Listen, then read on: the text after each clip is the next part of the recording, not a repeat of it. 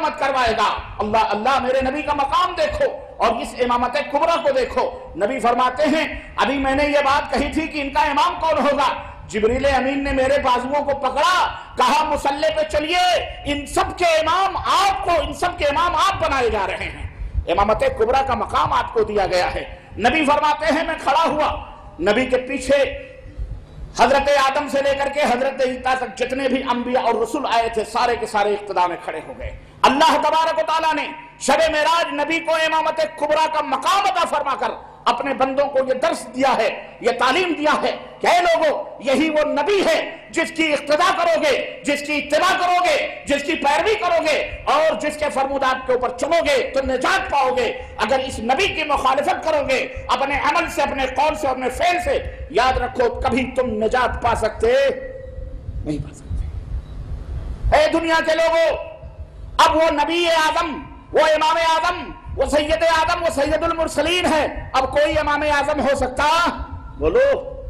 تم نے اپنے آنکھوں سے نہ جانے کن کن لوگوں کو امام اعظم بنا دیا،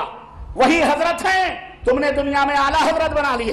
وہی حکیم الامت ہیں، تم نے 14 صدی کے بعد حکیم الامت بنا لیے، نہ جانے کن کن لوگوں کو تم نے نہ جانے کیا کیا القاب دیے، اور سچ فرمایا اللہ نے ان ہی اسماء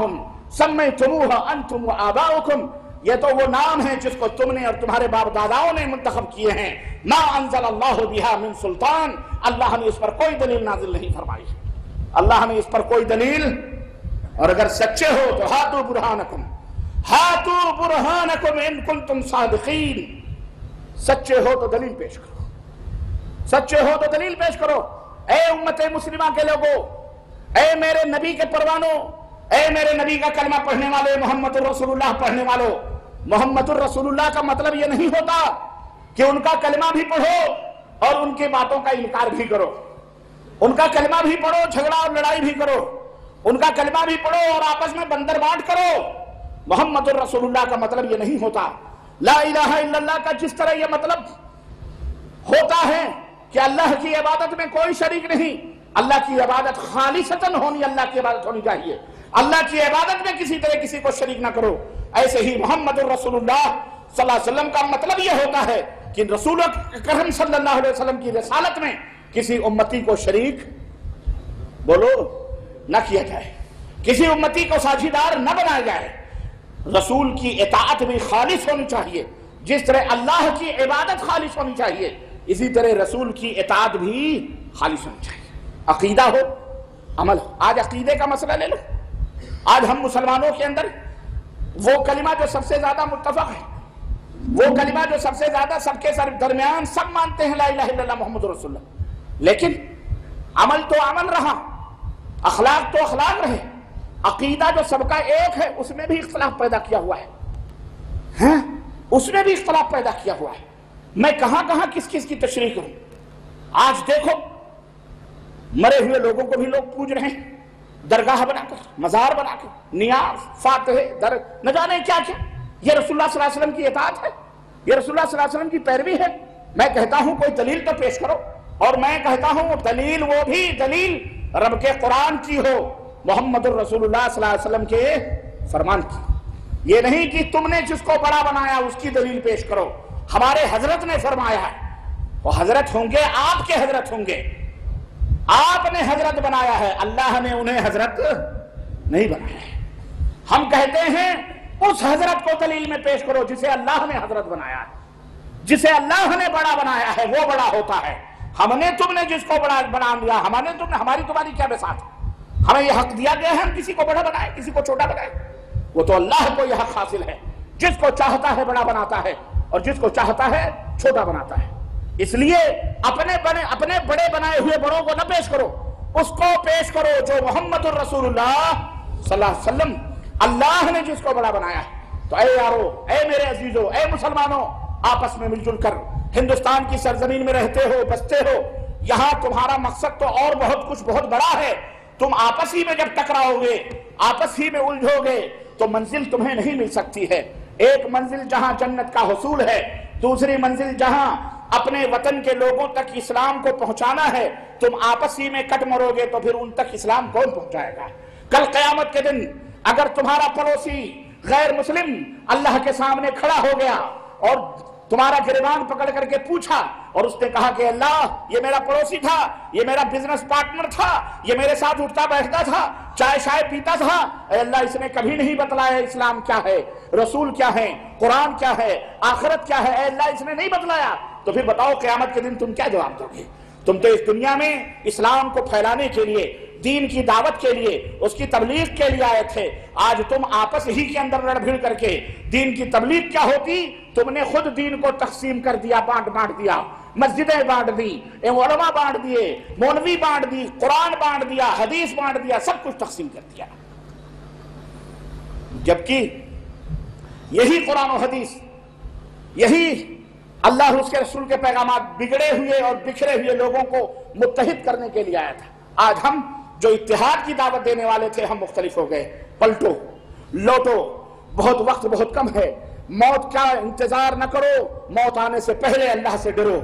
اللہ سے ڈرو۔ اے لوگو، ہماری دعوت اس دنیا کے لیے نہیں، ہماری دعوت کسی جماعت اور کسی جمعیت کے لیے نہیں، ہماری دعوت کسی شہر اور بستی کے لیے نہیں، ہماری دعوت آخرت کے لیے ہے، ہماری دعوت قیامت کے لیے ہے کہ جب قیامت کا دن ہوگا، جب قیامت کے دن وہاں جاؤ گے کہیں وہاں شرمندگی نہ اٹھانی پڑے، کہیں وہیں میدان حوض کوثر پر، میدان محشر، کہیں میدان محشر میں حوض کوثر پر نبی کریم صلی اللہ علیہ وسلم بیٹھے ہوں، ہمارے اور تمہارے نبی بیٹھے ہوں اور فرشتے تمہیں جہنم کی طرف لے جا رہے ہوں، اور نبی فرمائیں اصحابی اصحابی، لاؤ لاؤ انہیں میرے قریب کرو، یہ تو میری امت کے لوگ ہیں، میری امت کے لوگ ہیں، میری امت کے لوگ ہیں، فرشتوں انہیں کہاں لے جا رہے ہو؟ فرشتے کہیں گے یہ جہنم میں لے کے جا رہے ہیں، اللہ کا یہی حکم ہے۔ صاحب، اللہ کے نبی فرمائیں گے نہیں نہیں یہ میرے صحابہ ہیں، یہ میرے ساتھی ہیں، یہ میری امت کے لوگ ہیں، قریب کرو۔ فرشتے کہیں گے انک لا تدری ما احدث من بعدک، اے میرے نبی، اے حبیب، آپ کو نہیں معلوم کہ آپ کی وفات کے بعد،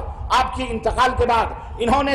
آپ کے دین میں کیسے کیسے گھوٹالے کیے تھے، کیسی کیسی بدعتیں ایجاد کی تھیں، کیسے کیسے کارنامے اسلام کے نام پر انجام دے رہے تھے، کیسے کیسے کفر اور شرک کی پرورش یہ لوگ کر رہے تھے۔ آپ کے مرنے کے بعد آپ کو نہیں معلوم کہ یہ لوگ کیا رنگ رلیاں امت میں مچا رہے تھے، یہ بدعتی ہیں۔ اللہ کے نبی فرمائیں گے سحقا سحقا لمن غیر عبادی، ان کو دور ہٹاؤ، ان کو پرے ہٹاؤ، ان کو لے جاؤ جہنم میں۔ وہ رحمت للعالمین جو کانٹا چبھے تو ان کی آنکھوں سے آنسو امت کے لیے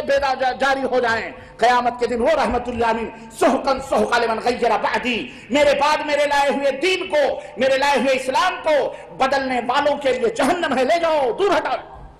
کہیں ایسا نہ ہو، کہیں ایسا نہ ہو ہم اس دن کے لیے تمہیں دعوت دے رہے ہیں، بدعتیں نہیں ایجاد کرو، شرک نہ کرو، شرک یہ بہت بڑا گناہ ہے، اپنے ایمان اور عقیدے کی اصلاح کرو۔ اللہ کے نبی نے کوئی قبر نہیں پوجی، اللہ کے نبی نے پختہ قبریں نہیں بنائی، اللہ کے نبی نے چادر، کن چیزوں کو میں شمار کراؤں، نہ شدے، نہ علم، نہ پنجے، نہ چبوترے، نہ ہٹے، نہ بٹے، نہ رگیلے نہ اجالے نہ کوئی نظر، نہ کوئی نیاد، نہ تیجا، نہ دویم، نہ چہلم، نہ شب برات کے حلوے، نہ ماڈھے، نہ رجب کے کوڑے، اور یہ تمام سب جو بدعات اور خرافات، شادی بیاہ، رسم رواج، دویم سویم پرسی، یہ سارا اس کا تعلق اسلام سے ہے ہی نہیں، یہ سب کا سب یا تو بدعت ہے یا تو شرک باللہ ہے۔ اور سنو، ان اللہ لا یغفر ان یشرک بہ ویغفر ما دون ذلک لمن یشاء، اللہ تمہارے بہت سارے گناہوں کو جو چاہے معاف کر دے، معاف کر دے گا، چوری ہو، چکاری ہو، قتل ہو، خون ہو، حرام کر رہے ہو، اللہ چاہے تو معاف کر دے، اگر بغیر توبہ کے مر گئے، لیکن اگر شرک کی حالت میں مرے، یہ تمام سب کارنامے انجام دیتے ہوئے مرے، درگاہی، مزاری، قبوری، نیازی، فاتحی، غیب اور یہ دنیا بھر کے، رب ذوالجلال کی قسم ہے، اللہ فرماتا ہے میں اسے کبھی معاف نہیں کروں گا، میں اسے کبھی معاف نہیں کروں گا۔ انہ من یشرک باللہ فقد حرم اللہ علیہ الجنہ، فقد حرم اللہ علیہ الجنہ ومأواہ النار وما للظالمین من انصار۔ شرک کی حالت میں مرنے والے کے بارے میں اللہ نے فرمایا جو شرک کی حالت میں مرے گا، بغیر توبہ کے مرے گا، جنت اس کے اوپر حرام کر دی گئی ہے،